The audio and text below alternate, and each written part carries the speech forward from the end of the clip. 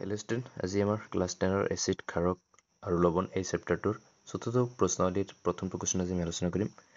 কোৱেশ্যনটোত কি দিছে পৰিচয় কৰা। তোমাৰ দি আছে তোমাৰ হাতত A আৰু Bটা ধ্ৰুৱ আছে। ধ্ৰুৱ A ৰ pH ৰ মান 6 আৰু ধ্ৰুৱ pH ৰ মান 8। কোনটো ধ্ৰুৱত হাইড্ৰজেন আয়নৰ গাঢ়তা বেছি আৰু ক'ব লাগে কোনটো আম্লিক আৰু কোনটো ক্ষাৰকীয় তোমাক ক'ব লাগে।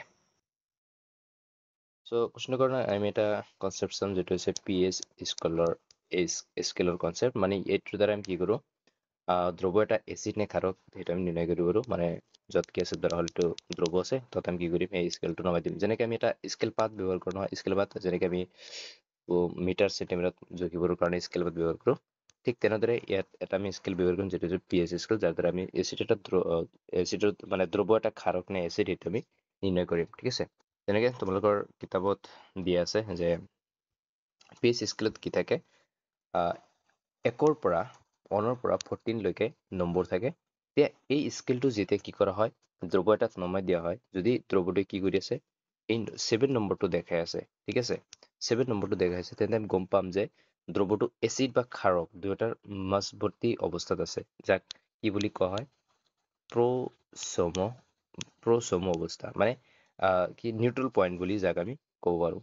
ঠিক আছে, এতিয়া মনত ৰাখিবা এই নিউট্ৰেল পইণ্টৰ পৰা যদি আমি ইফালে যাওঁ, ধৰা হ'ল স্কেলটো ধ্ৰুৱটোত দিয়াৰ পিছত স্কেলটো কি কৰি আছে 6 বা 5 বা 4 এনেকৈ 0লৈকে দেখাই আছে, তেন্তে আমি বুজিমটো কি কৰি আছে ইয়াৰ যি এচিডিটিটো বাঢ়ি আছে। মনত ৰাখিবা 7ৰ পৰা যদি আমি বাওঁফালে আহোঁ কি হয় ধ্ৰুৱ এটাৰ এচিডিটি বাঢ়ে বুলি আমি গম পাওঁ। অ'কে, তাৰমানে আমি গম পালোঁ যে যদি কি হয় ইফালে আহে অম্লিক ধৰ্ম বা এচিডিক ধৰ্মটো কি হয় ইনক্ৰিজ হয়, আৰু যদি আমি 7ৰ পৰা সোঁফালে যাওঁ তেতিয়া কি হয় ক্ষাৰকীয় ধৰ্মটো কি হয় ইনক্ৰিজ হয়। ঠিক আছে, এতিয়া এইটো চাবা যে এচিডিটি ধৰ্মটো বঢ়া মানে কি, তাত কি হ'ব হাইড্ৰজেনৰ পৰিমাণটো ইনক্ৰিজ হ'ব। বুজিলা, এচিডিটি বঢ়া মানে কি তাৰ অবভিয়াছলি হাইড্ৰজেনৰ পৰিমাণটো কি হ'ব ইনক্ৰিজ হ'বৰ কাৰণে জানো যে এচিডিক কিহৰ কাৰণে হয় হাইড্ৰজেনৰ কাৰণে হয়। তো এচিডিটি ইফালে বাঢ়ি আছে মানে কি ক'ব পাৰোঁ আমি হাইড্ৰজেনৰ পৰিমাণৰ কি আছে হাইড্ৰজেন পজিটিভ আয়নৰ মানো এইফালে বাঢ়ি আছে। আৰু যদি আমি 7ৰ পৰা ইফালে যাওঁ তেন্তে কি হয় হাইড্ৰজেনৰ যিখিনি পৰিমাণ সেইটো কমি যায়, বা এনেকৈ ক'ব পাৰা যে OHৰ মানটো কি হৈ যায় বাঢ়ি যায়, যাৰ ফলত ধ্ৰুৱটো কি হৈ যায় ক্ষাৰকীয় ধৰ্মৰ হৈ যায়।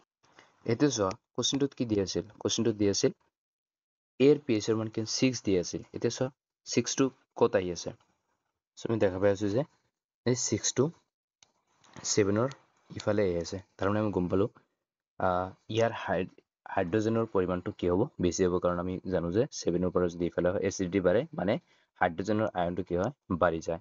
অ'কে, আৰু বিটো কি দি আছে 8 নম্বৰলৈ দি আছে, তো তাৰমানে এইটো কি হ'ব হাইড্ৰজেনৰ পৰিমাণ কমি গৈছে, তাৰমানে কি হ'ব এইটো ক্ষাৰকীয় ধৰ্মৰ হ'ব।